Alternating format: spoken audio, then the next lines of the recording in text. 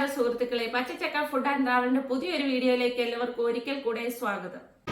രണ്ടും അങ്ങനെയാണോ? വലിയ തേങ്ങ ഉള്ളതാണോ?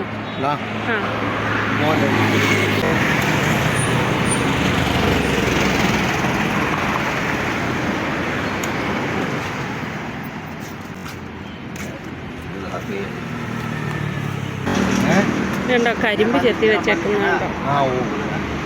ഇതിന്റെ തൊലിയൊക്കെ കളഞ്ഞ് ജ്യൂസ് അടിക്കാൻ പറ്റും.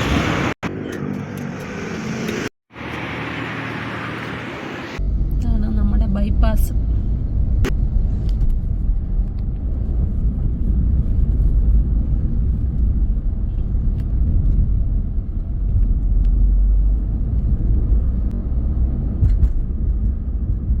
ഇതിലെ നൈറ്റിലൊക്കെ വരണം കേട്ടോ, ഫുള്ള് ലൈറ്റാ, ഭയങ്കര രസമാ.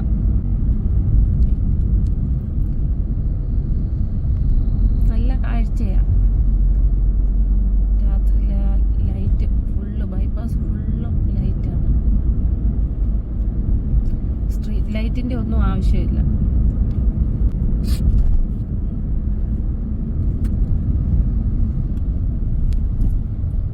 നമ്മൾ ഇന്ന് 2 കരിക്കൊക്കെ വാങ്ങിക്കൊണ്ട് വന്നായിരുന്നു. അപ്പം നമുക്ക് നാളെ രാവിലത്തേന് ബ്രേക്ക്ഫാസ്റ്റിന് അപ്പം ഉണ്ടാക്കാൻ വേണ്ടിയാണ്. അപ്പം നമുക്ക് കരിക്കൊക്കെ ഒന്ന് പൊട്ടിച്ചെടുക്കണം. അരി വെള്ളത്തിലിട്ട് കുതിർത്ത് വെച്ചിട്ടുണ്ട്. ഇനിയിപ്പോൾ കരിക്ക് പൊട്ടിച്ചുകൊണ്ട് വന്നിട്ട് അരി ഒന്ന് അരച്ചെടുക്കാം. കണ്ടോ, കരിക്ക് രണ്ടും പൊട്ടിച്ചു. ഈ പരുവാണ് നമുക്ക് വേണ്ടിയതേ. കരിക്കിൻ്റെ വെള്ളം നമുക്കിതിലോട്ട് ഊറ്റാവേ. ഇനി നമുക്കിതൊന്ന് പൊട്ടിച്ചെടുക്കാം. നമുക്കിനി ഈ കരിക്ക് ചിരട്ടേന്നൊന്ന് ഇരണ്ടി എടുക്കാവേ. സ്പൂണും കൊണ്ടൊന്ന് ഇങ്ങനെ അടിച്ചെടുക്കാം. നമ്മളെ കരിക്കല്ല ഇതിനകത്ത് നിന്ന് ഇളക്കിയേ. കണ്ടോ, ഇതിൻ്റെ ഈ കറുത്ത തൊലി പോലത്തെ എല്ലാം അങ്ങ് ഇളക്കി കളയുന്നേ. കണ്ടോ, ഇതെല്ലാം നമുക്ക് എടുത്ത് കളയണം. ഇതിങ്ങനെ പൊളിഞ്ഞു പോരും. ഇനി ഇതൊന്ന് ക്ലീൻ ചെയ്തെടുക്കട്ടെ. നമുക്ക് അപ്പം ഉണ്ടാക്കാനുള്ള കപ്പി കാച്ചി എടുക്കാവേ. ഈ സ്റ്റീൽ തവിക്ക് 1 തവി മാവ് എടുത്തു, അരിമാവ് തന്നെ.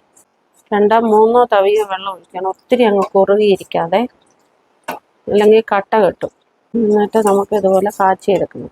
ഇപ്പം ഈ വൈറ്റ് കളറല്ലേ, ആ കളർ മാറിയിട്ട് വേറെ ഒരു കളർ വരും, വേറൊരു വൈറ്റ് കളർ. അപ്പോൾ അതാണ് കണക്ക്. അപ്പം നല്ല കുറുകി വരും. ഇതാകുമ്പോൾ അപ്പത്തിന് ഒത്തിരി അങ്ങ് പുളിയായി പോകത്തില്ല, നല്ല മയവും വരും. ഇത്തിരി പണിയാണ്, ഇത്തിരി സമയം എടുക്കും, ഇത്തിരി സമയം കൂടുതലെടുക്കും, അത്രയേ ഉള്ളൂ. പക്ഷേ ടേസ്റ്റി ആയിട്ട് കഴിക്കാം.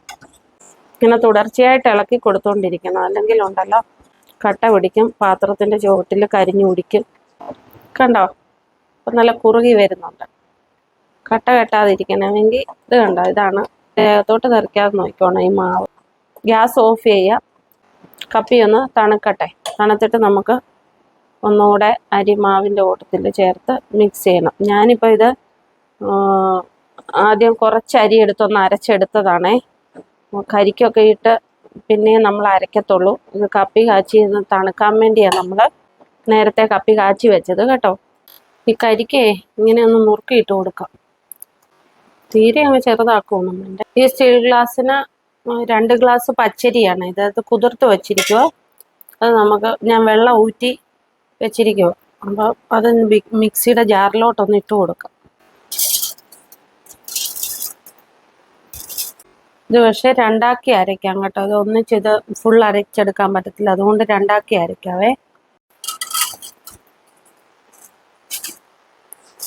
ഞാൻ ഇന്നുണ്ടാക്കുന്ന അപ്പത്തിനൊരു പ്രത്യേകതയുണ്ട്. ഇതിനകത്തിൽ ഈസ്റ്റ് ചേർക്കുന്നില്ല.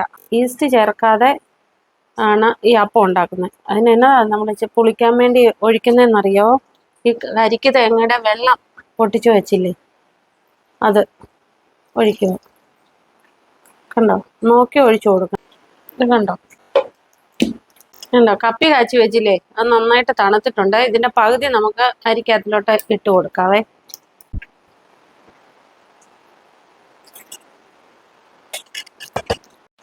ഇത് അരച്ചെടുക്കാവേ. അരി അരഞ്ഞു നോക്കാവേ. കണ്ടോ, അരഞ്ഞിട്ടുണ്ട്.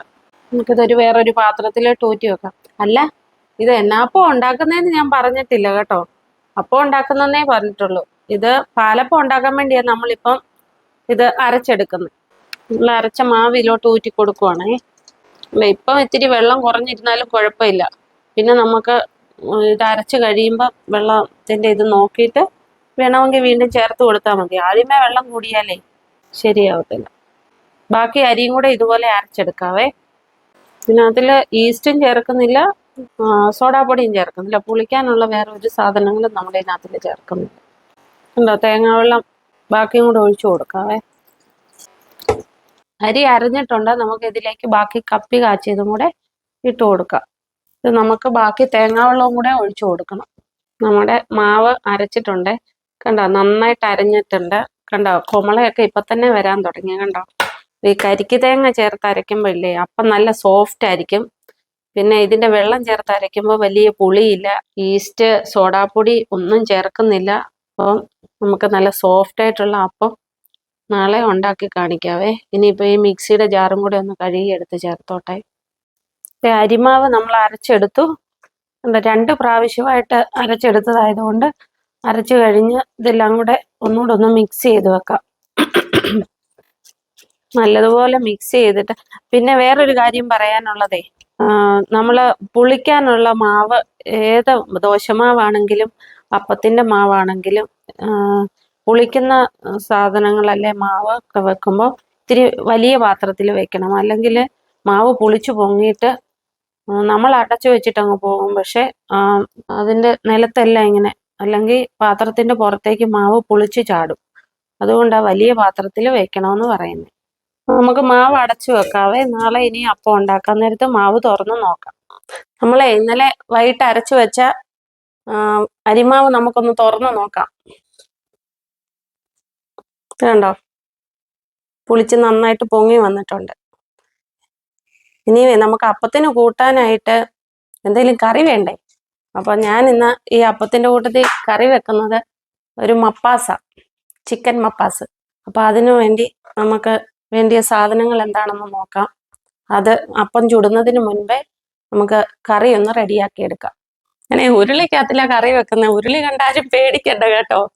എനിക്ക് നന്നായിട്ടൊന്ന് ഇളക്കിയൊക്കെ, ഇച്ചിരി വലിയ പാത്രമാകുമ്പോൾ നന്നായിട്ട് ഇളക്കിയൊക്കെ എടുക്കാമല്ലോ. അതിനുകൊണ്ടാ ഉരുളി വെച്ചേക്കുന്നത്. അപ്പം ഉരുളിയൊക്കെ ചൂടായിട്ടുണ്ട്. ഞാനിവിടെ ചിക്കൻ മപ്പാസിന് വേണ്ടി എടുത്തിരിക്കുന്ന സാധനങ്ങൾ എന്തൊക്കെയാണെന്നൊന്ന് പറയാവേ.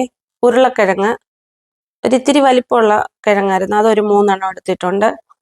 പിന്നെ ചിക്കൻ എടുത്തിട്ടുണ്ട്, അതൊരു 250 ഗ്രാമോളം ഉണ്ട്. പിന്നെ ഒരു തേങ്ങയുടെ തനിപ്പാലാണ് ഇത്, ഒരു ചെറിയ തേങ്ങ, അതിൻ്റെ തനിപ്പാൽ എടുത്ത് വെച്ചിരിക്കുക.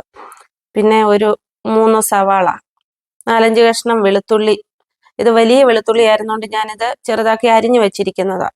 4-5 അല്ലി വെളുത്തുള്ളി, പിന്നെ ഒരു ചെറിയ കഷ്ണം ഇഞ്ചി, ഒരു 5-6 പച്ചമുളക്. ഇത് പച്ചമുളക് ഫ്രീസറിൽ വെച്ചിരുന്നതാ, അതുകൊണ്ട് ഇത്തിരി കളറൊക്കെ മാറിയിട്ടുണ്ട്. എന്നാലും ടേസ്റ്റിന് വ്യത്യാസമൊന്നുമില്ല. എണ്ണയിലിടുമ്പോൾ അതിൻ്റെ തനി സ്വഭാവം അത് കാണിക്കും. പിന്നെ കറിവേപ്പില, ഒരു പട്ടയുടെ ഒരു ചെറിയ കഷ്ണം, പിന്നെ 2 ഗ്രാമ്പു, 3 ഏലക്ക. പിന്നെ തേങ്ങയുടെ 2-ാം പാലാണ് എടുത്തു വെച്ചേക്കുന്നത്. അതിനകത്തില്ല നമ്മളിത് വേവിക്കുന്നത്, അതുകൊണ്ട് അതിനുവേണ്ടി എടുത്തു വെച്ചിരിക്കുന്നത് തേങ്ങയുടെ 2-ാം പാല്.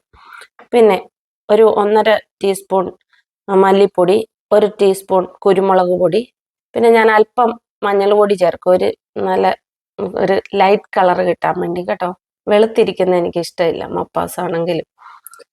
പിന്നെ 1 ടീസ്പൂൺ ഗരം മസാല, എല്ലാം കൂടെ ചേർത്ത് പൊടിച്ചത്. പിന്നെ ഉപ്പ്, വെളിച്ചെണ്ണ. ഉരുളി നന്നായിട്ട് ചൂടായിരിക്കുവാണേ. ചൂടായിരിക്കുന്ന ഉരുളിയിലേക്ക് ഈ ചെറിയ തവിക്ക് 1 തവി വെളിച്ചെണ്ണ ഒഴിച്ചു. എണ്ണ ചൂടായിട്ടുണ്ട്. അതിനകത്തിലേക്ക് നമുക്ക് ഈ കറുവാപ്പട്ടയും ഗ്രാമ്പൂവും ഏലക്കയും കൂടെ ഇട്ട് കൊടുക്കാവേ. അതൊന്ന് ചൂടായിട്ടുണ്ട്. അതിലേക്ക് നമുക്ക് ഈ അരിഞ്ഞു വെച്ചിരിക്കുന്നതെല്ലാം കൂടെ ഞാൻ ഒന്നിച്ചിട്ട് കൊടുക്കുക.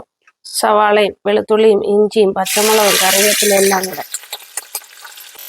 മപ്പാസൊക്കെ വെക്കാൻ ഇത്തിരി ടൈമൊക്കെ എടുക്കും കേട്ടോ. പെട്ടെന്നൊന്നും മപ്പാസ് റെഡിയാവുകയില്ല. നമുക്കിത് നന്നായിട്ട് ഇളക്കി കൊടുക്കാം. സവാള പെട്ടെന്നൊന്ന് വഴന്ന് വരാൻ വേണ്ടി സവാള ഒന്ന് ചൂടായി കഴിയുമ്പോഴത്തേക്ക് അതിലേക്ക് നമുക്ക് കുറച്ച് ഉപ്പുകല്ലും കൂടെ ഇട്ട് കൊടുക്കണം. ഇതാകുമ്പം പെട്ടെന്ന് ഉള്ളി ഒന്ന് വഴന്ന് വരുവേ.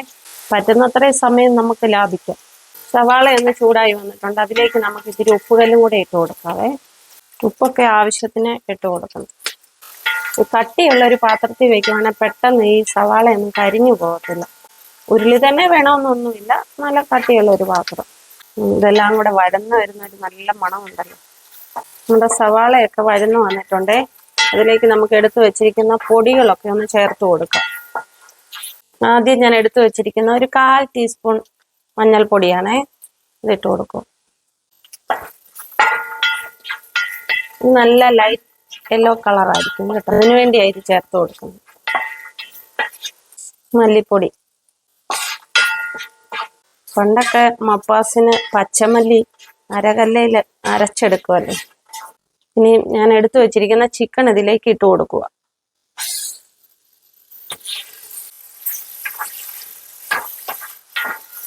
ഇനി ഇട്ട് കൊടുക്കുമ്പോഴത്തേനും ചിക്കനിലേക്ക് ആ മഞ്ഞൾ പൊടിയൊക്കെ ഒന്ന് പിടിക്കും. ചിക്കണിനും നല്ലൊരു കളർ വരും. നമുക്ക് കിഴങ്ങ് അരിഞ്ഞു വെച്ചിരിക്കുന്നതും കൂടെ ഇട്ട് കൊടുക്കാവേ.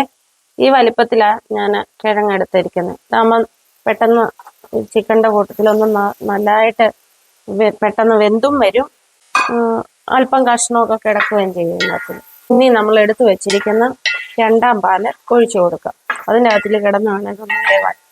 അത് പോരെന്നുണ്ടെങ്കിൽ നമുക്ക് കുറച്ച് വെള്ളം കൂടെ ഇത് വേവാൻ ആവശ്യത്തിനുള്ളത് ഒഴിച്ചും കൂടെ കൊടുക്കണം. ഇതും ആ ഒരു തേങ്ങയുടെ പാലാണേ. ഇത് 2ാം പാല്. തനിപ്പാൽ മാറ്റി വെച്ചിട്ടുണ്ട്. ഈ തേങ്ങാപ്പാൽ എടുക്കുമ്പോഴേ ഇത്തിരി വെള്ളം, 1ാം പാല് എടുക്കുമ്പം ഇത്തിരി വെള്ളം കൂടിയാലും വിഷമിക്കുകയൊന്നും വേണ്ട. പിന്നെ അത് ഫ്രിഡ്ജിലൊന്ന് വെച്ചിരുന്നാൽ മതി. അപ്പോഴത്തേക്കും അതിൻ്റെ ആ വെള്ളത്തിന് മുകളിലേക്ക് ആ തേങ്ങാപ്പാൽ നന്നായിട്ട് ഇങ്ങനെ വരും കട്ടയായിട്ട്. അപ്പം നമുക്ക് തനിപ്പാലായിട്ട് എടുക്കാം. വെള്ളം അതിൻ്റെ അടിയിൽ കിടന്നോളും. ഇതിലേക്ക് നമ്മൾ എടുത്തു വെച്ചിരിക്കുന്ന കുരുമുളക് പൊടി ഇട്ട് കൊടുക്കണം. കുരുമുളക് പൊടിയാണ് മപ്പാസിൻ്റെ മെയിനായിട്ട് മസാലകളിൽ. പിന്നെ എടുത്തു വെച്ചിരിക്കുന്ന മസാലയും കൂടെ ഒരിത്തിരി വെള്ളം കൂടെ നമുക്ക് ഒഴിച്ചു കൊടുക്കണം. നമ്മൾ മഞ്ഞൾ പൊടി എടുത്ത് വെച്ചിരുന്നില്ലേ, ആ ബൗളിൽ തന്നെ ഞാൻ വെള്ളം എടുത്തതാണേ. ഇനി നമുക്കിതൊന്ന് തിളച്ച് വരും. തിളച്ചിട്ട് നമുക്ക് ഇതിൻ്റെ ഉപ്പൊന്ന് നോക്കണം. ഉപ്പ് നോക്കിയിട്ട് ഇനിയും ഉപ്പ് ആവശ്യമുണ്ടെങ്കിൽ ഉപ്പും കൂടെ ചേർത്ത് കൊടുക്കണം. അത് അപ്പോഴത്തേക്ക് ഇത് നമുക്കൊന്ന് അടച്ചു വെച്ചൊന്ന് വേവിക്കാം. നമ്മുടെ കറി അപ്പോൾ അടുപ്പയിലായി. അപ്പോഴത്തേക്ക് നമുക്ക് പാലപ്പം ഉണ്ടാക്കാനുള്ള മാവൊക്കെ എടുക്കാം. വേണ്ടോ, നല്ല പൊങ്ങി വന്നിട്ടുണ്ട് മാവ്. അതിൽ നിന്ന് കുറച്ചെടുക്കുക. നമുക്ക് ആവശ്യത്തിനുള്ളത് എടുത്തിട്ടേ അതിനകത്തിൽ ഉപ്പ് ചേർക്കാവുള്ളൂ. എന്നിട്ട് ബാക്കി മാവ് ഉണ്ടെങ്കിൽ അത് നമുക്കെടുത്ത് ഫ്രിഡ്ജിൽ സൂക്ഷിക്കാം. കണ്ടോ, നല്ല കൊമളയായിട്ട് പൊട്ടുന്ന. നമുക്കിതിൽ നിന്ന് കുറച്ച് മാവ് ഒരു ബൗളിലേക്ക് മാറ്റിയിട്ട് അതിനകത്തിലേക്ക് ഉപ്പൊഴിച്ച് അപ്പം ഉണ്ടാക്കാം. ഇതിനകത്തിൽ പഞ്ചസാര പോലും ചേർത്തിട്ടില്ല കേട്ടോ. ആ കരിക്കിൻ്റെ വെള്ളവും കരിക്കും മാത്രമേ ചേർത്തിട്ടുള്ളൂ. പിന്നെ കപ്പി കാച്ചി ചേർത്തു. നിങ്ങളെല്ലാവരും ഇതൊന്ന് ഉണ്ടാക്കി നോക്കണം കേട്ടോ. ഉണ്ടാക്കി നോക്കി കഴിച്ചിട്ടൊക്കെ അഭിപ്രായമൊക്കെ കമൻറ്റുകളായിട്ട് അറിയിച്ചാൽ മതിയേ. ഇനി നമുക്കിതിലേക്ക് അല്പം ഉപ്പ് നീര് ചേർത്ത് കൊടുക്കാം. ഇതിനകത്തിൽ വേണമെങ്കിൽ അപ്പത്തിൻ്റെ മാവ് ഇങ്ങനെ കുറുകയായിരിക്കുന്നെന്നുണ്ടെങ്കിൽ അല്പം പശുവിൻ പാലോ അല്ലെങ്കിൽ തേങ്ങാപ്പാലോ ചേർത്ത് കൊടുത്തിട്ട് മാവ് ഇത്തിരിയും കൂടെ ലൂസാക്കാവേ. ഇതിനകത്തിലിപ്പം ഞാനൊന്നും ചേർത്ത് കൊടുക്കുന്നില്ല. കറക്റ്റാണ്. അപ്പത്തിൻ്റെ ചട്ടി ചൂടായി വരുമ്പോഴത്തേക്ക് നമുക്ക് കറി ഒന്ന് ഇളക്കി കൊടുക്കാവേ. നല്ല മണം വരാൻ തുടങ്ങി അടപ്പ് തുറന്നപ്പോഴത്തേക്ക്. കറി തിളച്ചപ്പോഴേ നമുക്ക് ഉപ്പും കൂടെ ഒന്ന് നോക്കാം. ഇത്തിരി ഉപ്പും കൂടെ വേണം, എന്നാൽ മപ്പാസിന് ഉപ്പ് കൂടി പോവരുത്. ഇനി നമുക്കിത് അടച്ചു വെക്കാം. അപ്പത്തിൻ്റെ ചട്ടി ചൂടായിട്ടുണ്ട്. ഞാനൊരു ടിഷ്യൂ എടുത്തുണ്ട്. ഒരു ടിഷ്യൂയിൽ അല്പം വെളിച്ചെണ്ണ തൂത്തിട്ട് ഞാനിതിലൊന്ന് തൂത്ത് കൊടുക്കുവാണേ. നോൺ സ്റ്റിക്കിൽ എണ്ണയൊന്നും തൂക്കണ്ട, എന്നാലും ചട്ടിയുടെ ചൂടൊന്ന് ഇത് ചെയ്യാൻ വേണ്ടിയാണ്. നമുക്ക് അപ്പത്തിൻ്റെ മാവ് ഒഴിച്ചു കൊടുക്കാവേ.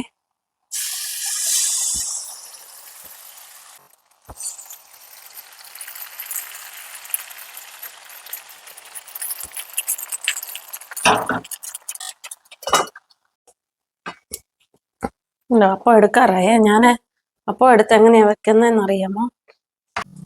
ഇത് കണ്ടോ, ഒരു കാസറോളിനകത്തിൽ, ഇത് ഓവനകത്തിൽ വെക്കുന്ന സ്റ്റാൻഡാണ്. അപ്പോൾ അത് ഇതിനകത്തിൽ വെച്ചിട്ട് ഇതിലോട്ടാണ് ഈ അപ്പം എടുത്ത് വെക്കുന്നത്. കണ്ടോ, അതാകുമ്പോൾ ഈ അപ്പത്തേൽ ഇങ്ങനെ ഇതിനകത്തിൽ ആവി പിടിക്കത്തില്ല. അങ്ങനെ നമുക്ക് അപ്പം എല്ലാം ഒന്ന് ചുട്ടെടുക്കാവേ.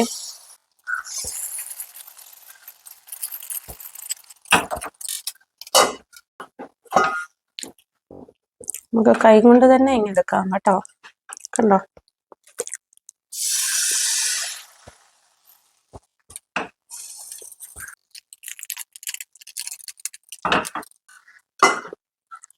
നമ്മുടെ മപ്പാസ് നമുക്കൊന്ന് തുറന്ന് നോക്കാവേ. ഇത്തിരിയും കൂടെ ഒന്ന് വറ്റി വരണം.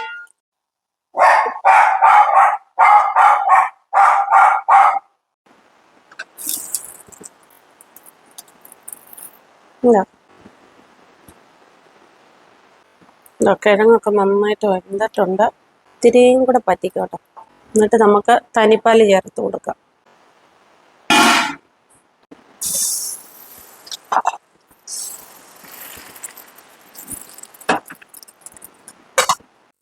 ആവിയൊക്കെ പൊങ്ങുന്നു. നമ്മുടെ അപ്പം എല്ലാം അങ്ങനെ ചുട്ടെടുത്തേ. കറിയും റെഡി ആയിട്ടുണ്ട്. ഇനി അതിന് തേങ്ങയുടെ തനിപ്പാല് ചേർക്കണം. ഒന്ന് കടുകും കൂടെ താളിക്കണം. നമ്മുടെ കറിയൊക്കെ വറ്റി വന്നിട്ടുണ്ട്, നല്ല കുറുകി. ഇപ്പം ഇത്തിരി ചാറ് വേണം. എന്നാ വെച്ചാൽ നമുക്ക് അപ്പം കഴിക്കേണ്ടതല്ലേ. ഇതിൻ്റെ അതിലേക്ക് നമുക്ക് തേങ്ങയുടെ തനിപ്പാലും കൂടെ ചേർത്ത് കൊടുക്കാം. ഇത് കണ്ടോ, ഇത് ഞാൻ ഫ്രിഡ്ജിൽ വെച്ചിരുന്നതാണേ. ഫ്രിഡ്ജിൽ വെച്ചിട്ട് എടുത്തതാ. തേങ്ങാപ്പാൽ എടുത്തേച്ച് ഫ്രിഡ്ജിൽ വെച്ചു. ഉണ്ടോ, ഇനിയിപ്പോൾ തിളയ്ക്കണ്ട, നന്നായിട്ടൊന്ന് ചൂടായി വന്നാൽ മതി. ഒരു തിള വരുമ്പോഴത്തേക്ക് നമ്മൾ തീ ഓഫ് ചെയ്യണം. പിന്നെ ഈ ഉരുളിയുടെ ചൂട് കൊണ്ട് ഇതിനകത്തിലിരുന്ന് കുറുകി വന്നോളൂ ഒന്നുകൂടെ. ഇനി നമുക്കിതിന് കടുകും കൂടെ താളിക്കണം. പാലപ്പം ഉണ്ടാക്കിയ ചട്ടി തന്നെയാണ് ഞാൻ കടുക് വറക്കുന്നതേ. അപ്പോൾ ഇനി തീ ഓഫ് ചെയ്യാം. തിള വന്നിട്ടുണ്ട്. ചട്ടി നന്നായിട്ട് ചൂടായിരിക്കും. അതിലേക്ക് നമുക്കൊരു ടീസ്പൂൺ എണ്ണ ഒഴിച്ചു കൊടുക്കാം. തിളച്ചുകൊണ്ടിരിക്കുന്ന വെളിച്ചെണ്ണയിലേക്ക് നമുക്ക് കടുകും കൂടെ ഇട്ട് കൊടുക്കാം. അതിലേക്ക് നമുക്ക് അരിഞ്ഞു വെച്ചിരിക്കുന്ന കൊച്ചുള്ളി ഇട്ട് കൊടുക്കാം. അതിലേക്ക് നമുക്ക് കറിവേപ്പിലയും 2 വറ്റൽമുളകും ഇട്ട് കൊടുക്കാവേ. തീ ഓഫ് ചെയ്യാം. നമുക്കിനി കറിക്കകത്തിലേക്ക് തിളച്ച് വെച്ചിരുന്ന നമ്മുടെ ഈ താളിപ്പ് ഒഴിച്ചു കൊടുക്കാം.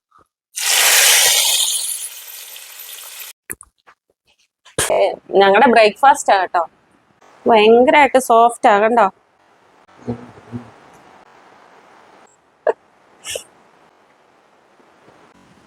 നല്ല ടേസ്റ്റ് ആയിട്ടുണ്ട്, സൂപ്പർ ആയിട്ടുണ്ട്.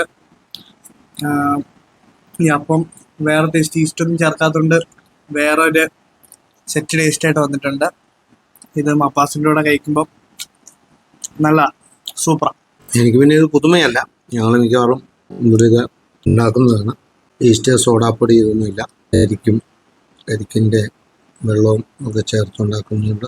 മൂത്താണ്. നല്ല എന്നാ പറഞ്ഞ അത്ര കട്ട് ചെയ്യുന്നതിൽ വളരെ സ്മൂത്തായിട്ടുള്ള നല്ല അപ്പമാണ്. കൂടെ മപ്പാസും നല്ല മാച്ചിങ്. ഈ ഈസ്റ്റും സോഡാപ്പൊടിയും ഒക്കെ ചേർത്താലേ, ചേർത്ത് ഉണ്ടാക്കിയ പലഹാരങ്ങളൊക്കെ കഴിക്കുമ്പം വയറ്റിൽ അസിഡിറ്റി, പിന്നെ എരിച്ചിൽ ഒക്കെ ഉള്ളവരുണ്ട്. ഞങ്ങൾക്ക് പലരെ അറിയാം. അപ്പോൾ അങ്ങനെയുള്ളവർക്കൊക്കെ കഴിക്കാൻ പറ്റുന്ന കരിക്ക് മാത്രം. കരിക്ക് അങ്ങനെ കഴിച്ചാൽ ആർക്കും കുഴപ്പമുള്ളതൊന്നുമല്ല. എല്ലാവർക്കും കഴിക്കാൻ പറ്റുന്ന ആണല്ലോ കരിക്കും വെള്ളമൊക്കെ. അപ്പോൾ അത് മാത്രം ചേർത്ത് ഉണ്ടാക്കിയാക്കുക. അതുകൊണ്ട് നിങ്ങളെല്ലാവരും ഇതൊക്കെ ഒന്ന് ഉണ്ടാക്കി നോക്കണം. ഉണ്ടാക്കി നോക്കിയിട്ട് കഴിച്ചിട്ട് അഭിപ്രായമൊക്കെ കമൻറ്റുകളായിട്ടും ലൈക്കായിട്ടും ഒക്കെ തരികയും സപ്പോർട്ട് ചെയ്യുകയും ഒക്കെ ചെയ്യണേ. പിന്നെ ഒന്ന് സബ്സ്ക്രൈബ് കൂടെ ചെയ്തേക്കണേ. പിന്നെ ഈ ചെറിയ ചാനലൊന്ന് കട്ടയ്ക്ക് സപ്പോർട്ടായിട്ട് കൂടെ നിൽക്കണം. അപ്പോൾ ഒരു പ്രാവശ്യം കൂടെ എൻ്റെ സുഹൃത്തുക്കളൊക്കെ ഈ വീഡിയോ കാണുന്നവരൊക്കെ ഇതൊന്ന് ഉണ്ടാക്കി നോക്കി കഴിക്കണം. ഉണ്ടാക്കി കഴിച്ച് നോക്കണം കേട്ടോ. അപ്പം അടുത്തൊരു വെറൈറ്റി വീഡിയോയുമായി വരും വരേക്കും സൈനിങ് ഓഫ് പച്ചച്ചക്ക ഫുഡ് ആൻഡ് ട്രാവൽ.